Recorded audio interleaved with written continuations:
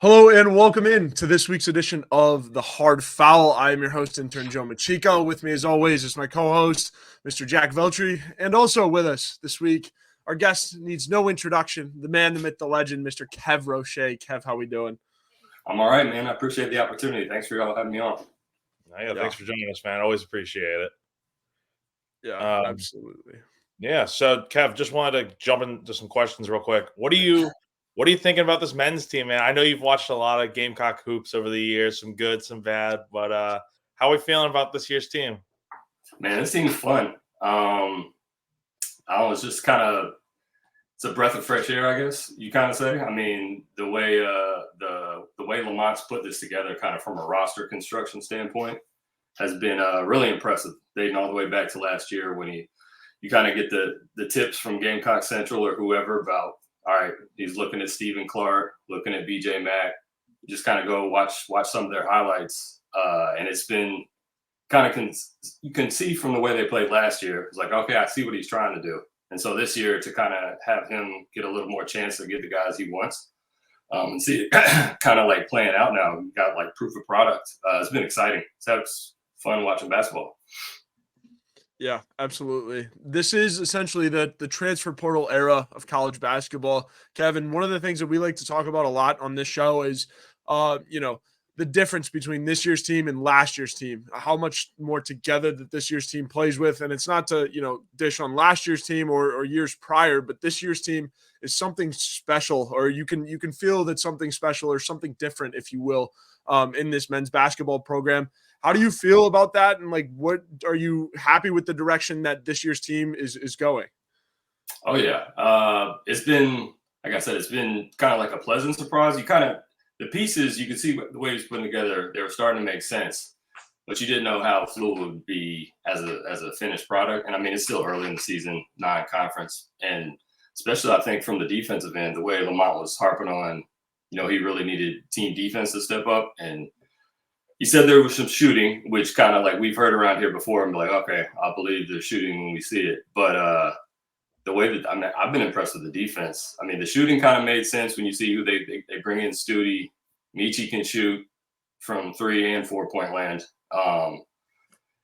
And then you got Talon Cooper. I mean, he's been a knockdown shooter. It's kind of as you're watching him, you just kind of get more and more confidence in the guys hitting open shots, which in past years around here, and I think a big difference is when you have multiple shooters on the floor at the same time. Like you bring in Eric Stevenson's like, oh, this is our shooter, which is cool. But if you only kind of have one shooter, defense can key on that. You can't have the floor spaced. So this year, man, just watching the floor spaced, and Lamont's talked for a while about he wants to let his guards play and like open up the floor and let them make decisions, and just to watch them play like, free and easy and letting the threes fly. It's been real fun. And like I was saying last year, you could kind of see it a little bit, but the pieces didn't really fit. It was kind of like some redundancy, like as far as, and nothing against the team last year, but like Chico Carter and Jacoby Wright, it's kind of, you're looking at similar type players, similar size. And this year you've got Miles Studi, 6'5", 6'6", Talon Cooper, 6'4", wide as a house. Like you've got some more physically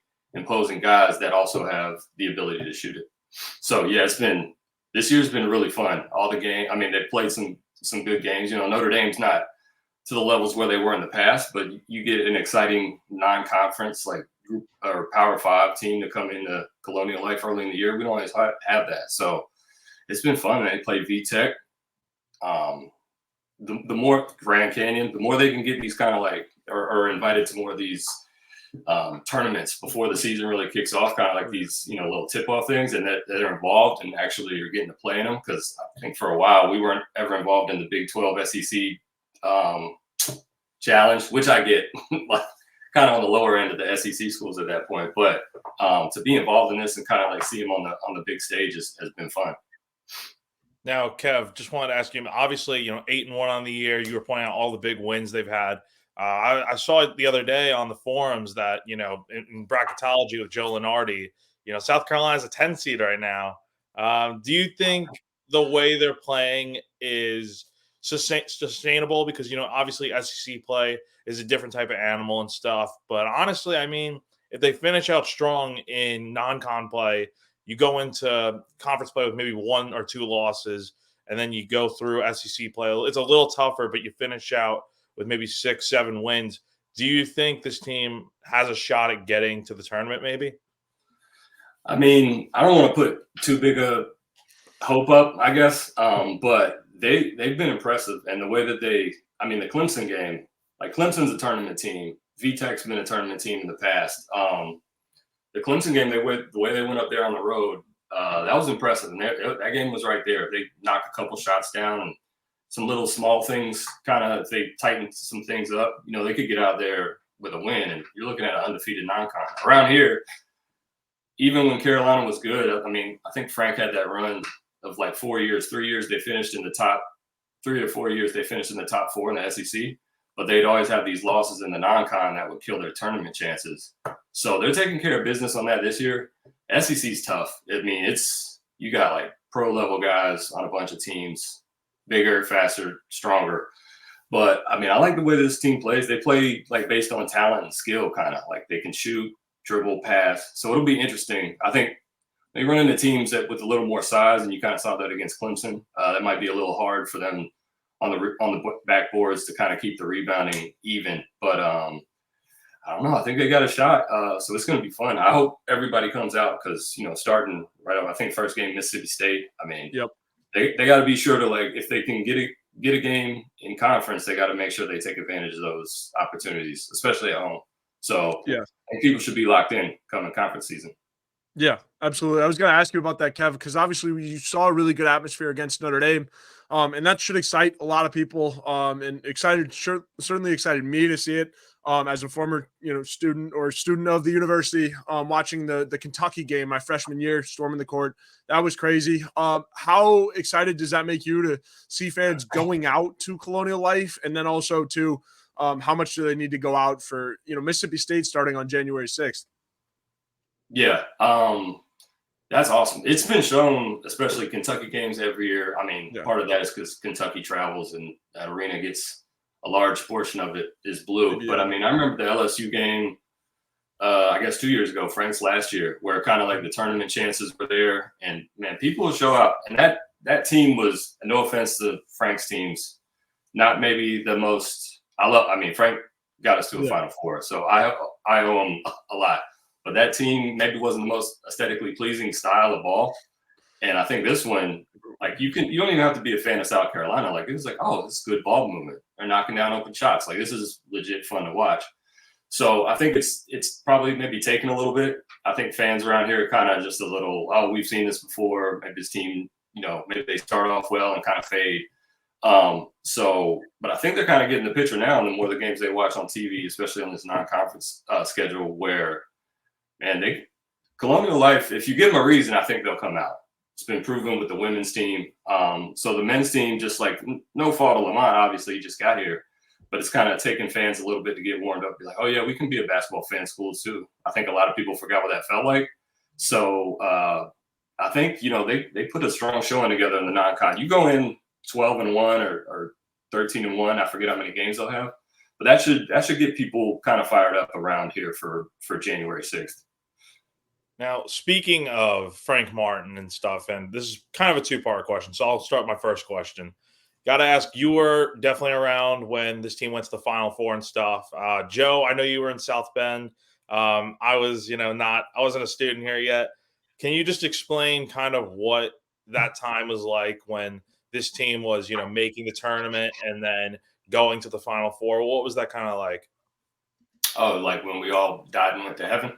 That's oh, yeah. That was that was kind of, like I said, Frank had a strong stretch where in conference play they would wear teams down and kind of pick up wins, and it would always just be they'd have good ball movement, and like I said about the shooting, they would just miss shots. Like you couldn't hit a three, nobody on the team could shoot or something like that. It was always just a little bit that couldn't complete a possession, and then I don't know what happened, planets aligned, but that like 3-week stretch, all these open jumpers, which they'd always got, they were able to get them, but they were knocking them down, big plays. That was, I think that was like probably the most fun I've had following a team. It's probably like my greatest sports memory. I mean, South Carolina went to the Final Four. That's insane.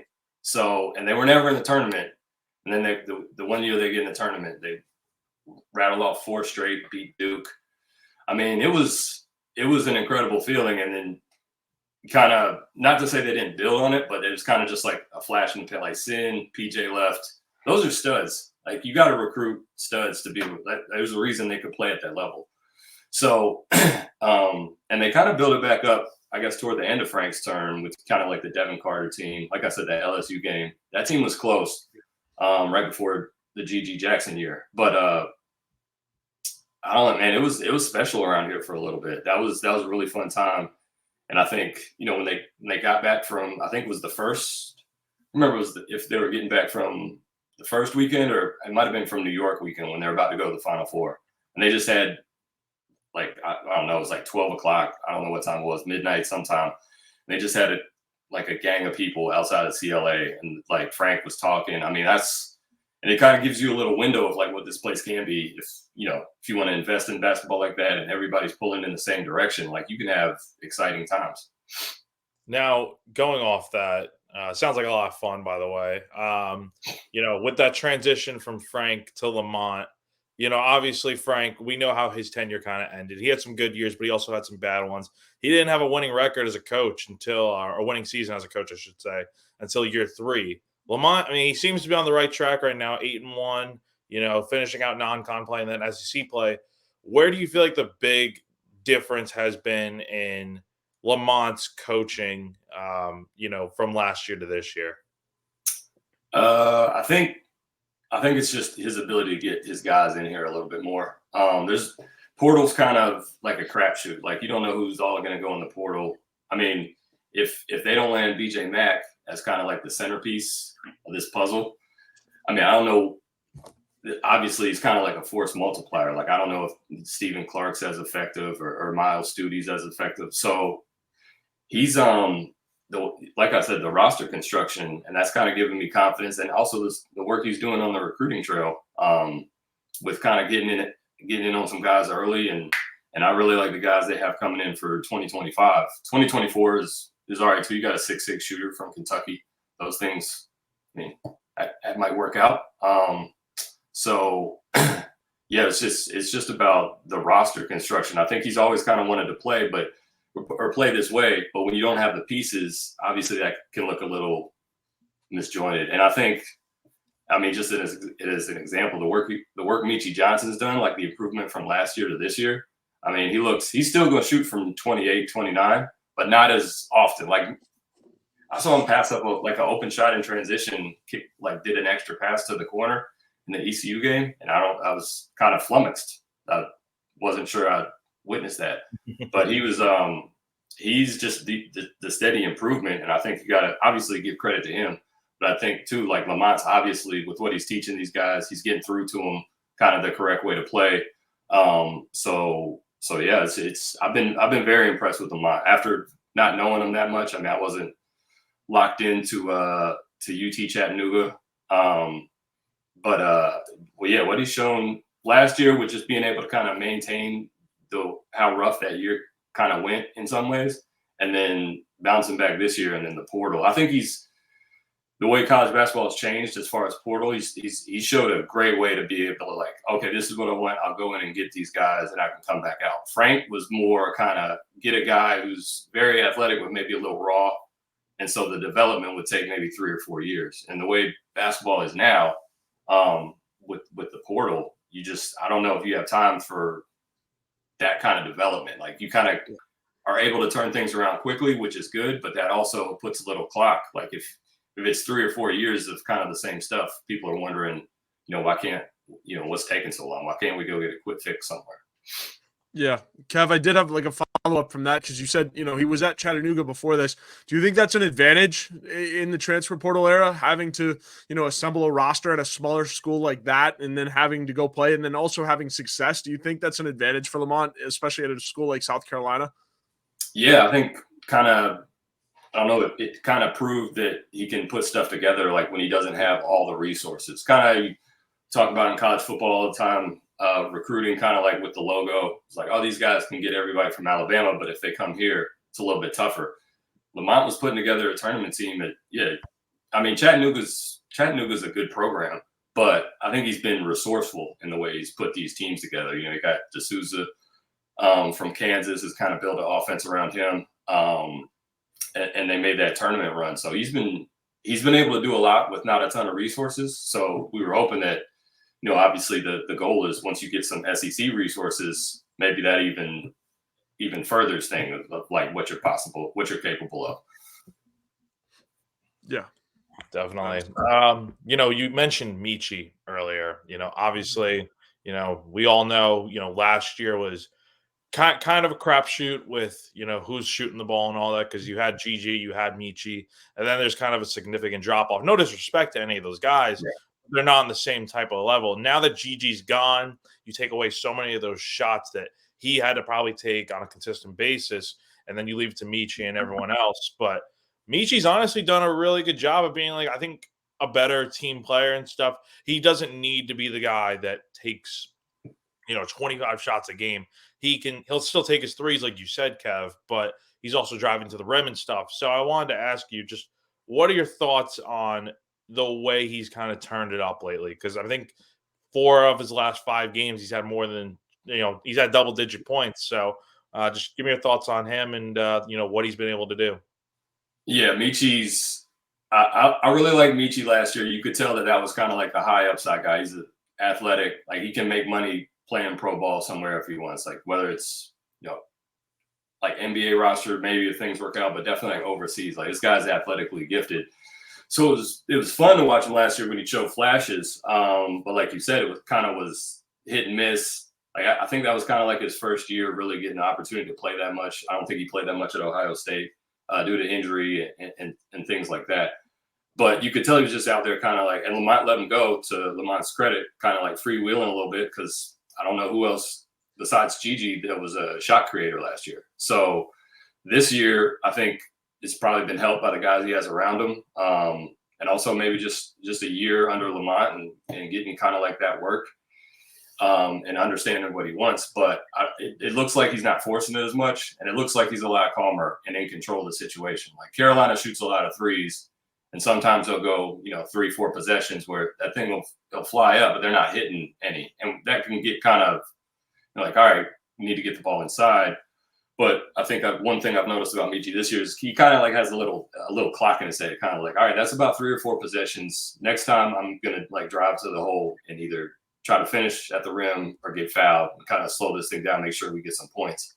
So he's done that a couple times when Carolina's going through droughts. I think that's a sign of maturity when you can do that. Kind of like goes to show he's understanding the game as like a big picture, not just, let me get a bucket on this possession or stuff like that. So his improvement has been great. And like I said, he's kind of settling in with the 3-point shot. I'm fine with, he hits a lot of those deep threes as long as they're coming at just, and I think Carolina does a good job with the team as a whole. Like, they shoot a lot of threes. They don't shoot a lot of rush threes. Like, they're getting good ball movement, and these shots are open. Sometimes you hit them, sometimes you don't. They've done a really good job of hitting them this year. But I think Michi's just he's picking his spots a little easier. You could see it in the ECU game. I don't know if he was doing that on purpose or just, but he stayed under control. He didn't have a lot of shot opportunities first half.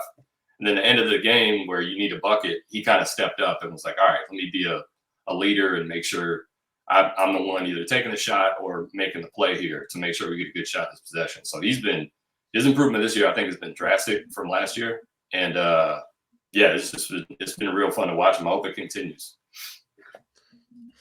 Yeah, Kev. I did want to ask you about the big men too. Obviously, BJ Mack playing some of his best ball so far. And then Josh Gray has stepped up, Stephen Clark as well. How do you, rate the big men? Where do you see them all fitting together? And do you like the production so far? Yeah, I think, BJ Mack, this is like 6'9", 6'8", 6'9", maybe. Yeah. Not all that explosive.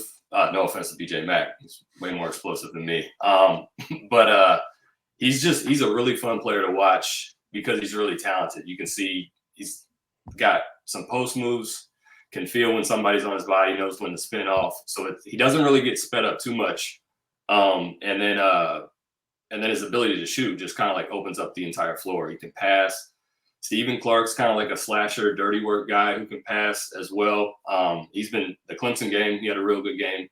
He was doing a lot of like seeing that the floor is vacated, cut to the open area, get the ball, finish at the rim. So if you can get that out of Stephen Clark, like eight points a game, but he's doing all the other stuff too, diving on the floor, getting rebounds, finishing. A couple of that ECU game had a real big challenge on the defensive end with that last shot. I think it was Pettiford, their point guard. But the pieces have been coming together nicely. That we were with Gray and Verdonk last year, which, you know, those guys are great. I love their hustle, and, you know, especially Gray that can provide that big a body. Not all not the highest level of, you know, offensive output down there. You can't really like throw it to him on the block and say get a bucket. But now when you have BJ Mack coming in who can do that, I mean, I like the ball. I like when he gets the ball kind of on the perimeter and then just kind of backs his way to the post. Mm-hmm. So Carolina's had times before like trouble getting the ball into the post, and if you can just take it down there yourself, that's kind of like another avenue to get down there. So if BJ's kind of like the playmaker and the rest of those guys just kind of fill in behind him, if you got BJ Mack, that kind of bumps, you know, Josh Gray down to like a level that he's kind of, I guess, more suited for, was just like get in there, rebound. He did a great job on a seal off. I think it was the Clemson game, which is like, yeah, just you're enormous. Seal that guy off, finish at the rim, feel free to dunk all the time. So they're bigs. They're going to run into some talented bigs in the conference part of the season. But for right now, I mean, they look like this team looks, for putting together 4 starters in the portal and some other pieces, they look like they've been playing together for a while. So I think that's a testament to just everybody on the squad's overall like knowledge of basketball. Like they know how to play. They can fit in with other people that know how to play. Now, looking ahead a little bit, you know, they start, you know, a 5-game homestand leading right into SEC play. On Saturday, you got Charleston Southern, Winthrop, Elon, and then you have Christmas and all that, and then you come back and play Florida A&M before you have another week off and you play Mississippi State to open SEC play. So my question for you is, you know, 4 games left in non-con play. What do you want to see from this team, you know, finishing strong, that sort of thing, heading into SEC play? I think just a continuation of what they have been doing. I was surprised with the layoff, the Thanksgiving layoff, how strong they came out against Clemson.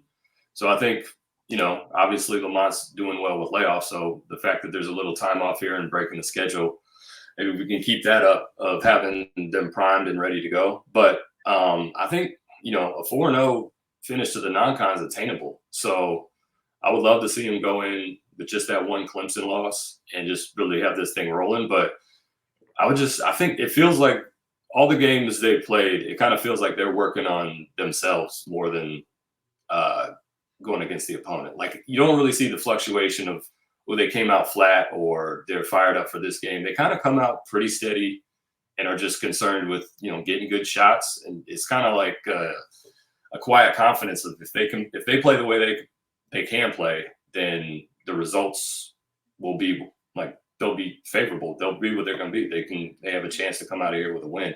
So those 4 games are all, you know, I don't know. They'd be favored in all of them, I'm sure. Now you see other guys kind of taking note. Seth Davis saying he didn't even realize South Carolina was 7-0. So against the Clemson game, disrespectful, Seth. But I mean, I almost retweeted the Jeff Goodman tweet, which kind of forget how he worded it, but basically it was like Clemson got the win, but my main takeaway from that game was how good South Carolina looked. So they're starting to turn some heads here nationally. So if they can keep that momentum, which again, the players he got from the portal are all experienced. So this is like an older group of guys. And I feel very confident. We haven't talked about Talon Cooper yet, but he's one of my favorites that Lamont brought in of this new group. He's been such a steadying force. And just, yeah, I love the way he plays. Knocks down open shots, feeds, gets other guys involved. 6'4", so he's got a mismatch size-wise. Is comfortable taking his guy into the post.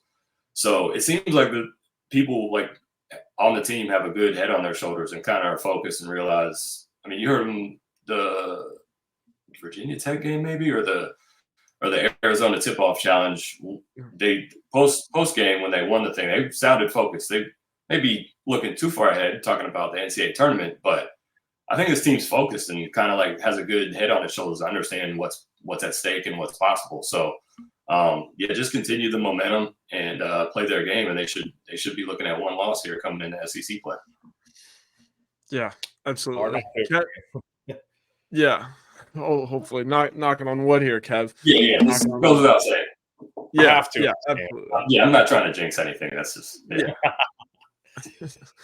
Kev, there's one more player I wanted to ask you about before we ask you how many quarter zips you have. Col Murray Bo has been a really, really good freshman, obviously coming back from mono, but stepping right into the lineup. What have you seen from him? And also, how much faith does that give you that Lamont's recruiting the right guys? Yeah, a lot. That was probably the guy I was most interested to watch, like ahead of the season. And then when you get the mono tweet, that was a major bummer. But man, he's looked, what they say, he lost like 10, 15 pounds. So obviously you'd expect him to kind of be a slow build, but man, they threw him into that Clemson game and he was in there. So I think maybe probably a couple more games and he gets even more strength with him. But I mean, he's been impressive, kind of just fit right in. He does a really good job of like catching the ball on contested passes, kind of just puts it like he's got a wingspan. They'll throw it up to him and he comes down with it. So even just like little stuff like that, that's kind of, if you see guys do that, it doesn't look stressed or like forced or stressed. He's a very natural player. So he gets a little air on his free throws. I wasn't prepared for that, but no, he's been good. He's gonna only get better. And the fact that he's, like I said, he's looked so natural and kind of like a seamless fit for this is as far as he's played 3 games now in college.